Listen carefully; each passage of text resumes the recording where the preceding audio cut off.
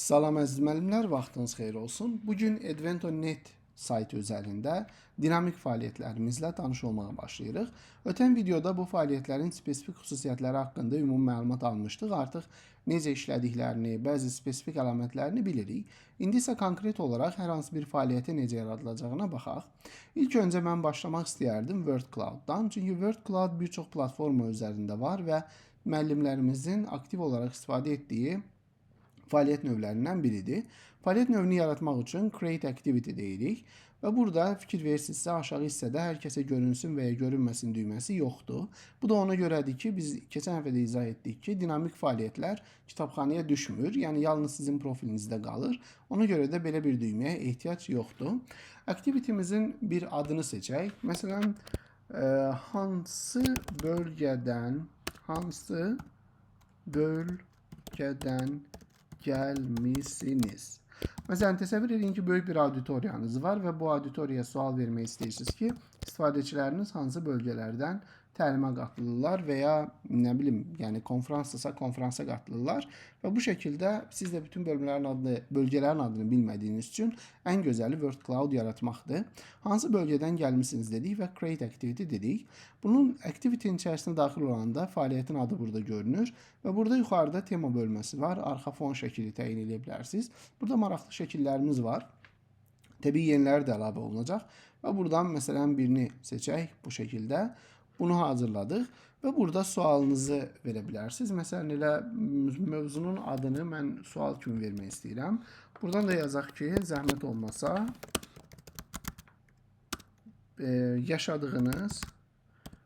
yaşadığınız bölgənin adını yazın. Vəssalam. Bu təlimatı da yazandan sonra Save Change deyək burada. Vəssalam, dəyişikliklər saxlanıldı və burada biz save dedik bütün fəaliyyətə. Fəaliyyət hazırdır. Hansı bölgədən gəlmişsiniz fəaliyyəti. Gəlin indi bunu açaq. Mən yeni pəncərədə açıram. Siz öncəki pəncərədə də aça bilərsiniz. Fəaliyyət işə düşdü və burada sualı görürsünüz. Hansı bölgədən gəlmişsiniz? Zəhmət olmasa bölgənin adını yazın və burada fəaliyyətin kodu da var. Siz bu fəaliyyətin kodunu da paylaşa bilərsiniz və ya linki paylaşa bilərsiniz buradan və ya sadəcə olaraq QR kodu göstərə bilərsiniz. Hər kəs skan eləyib QR kodu daxil olar və fəaliyyətdə iştirak eləyər. Və mən QR kod variantından istifadə etmək istəyirəm və bu arada bunu qeyd edeyim ki, bunu da keçən dəfə biz demişdik. Bu fəaliyyət növündən istifadə eləyərkən istifadəçilərin belə deyək, profillərinin olması tələb olunmur. Yəni müəllimin təbii ki, profil olmalıdır fəaliyyət yaratmaq üçün, amma istifadəçilərdə belə bir tələb yoxdur. Məsələn, mən daxil oldum bura. Hansı bölgədən gəlmisiniz sualına hal-hazırda mobildən cavab verirəm. Məsələn, mən bura yazacağam ki, İstanbul. Məsələn, submit dedim və İstanbul cavabı hal-hazırda ekrana gəlib düşməlidir. Başqa bir istifadəçi deyə bilər ki, məsələn, Bakı, deyə bilər Bakı və o da öz cavabını göndərə bilər. Başqa bir istifadəçi deyə bilər ki, misal üçün Quba, o da öz cavabını göndərə bilər və başqa bir istifadəçi kiçik hərflərlə Quba deyə bilər. Fikir verək, deməli, bu şəkildə Quba və burada maraqlı məsələ ondan ibarətdir ki, böyük hərf və kiçik hərflə daxil edilən sözlər təbii ki, fərqli şəkildə görünəcək.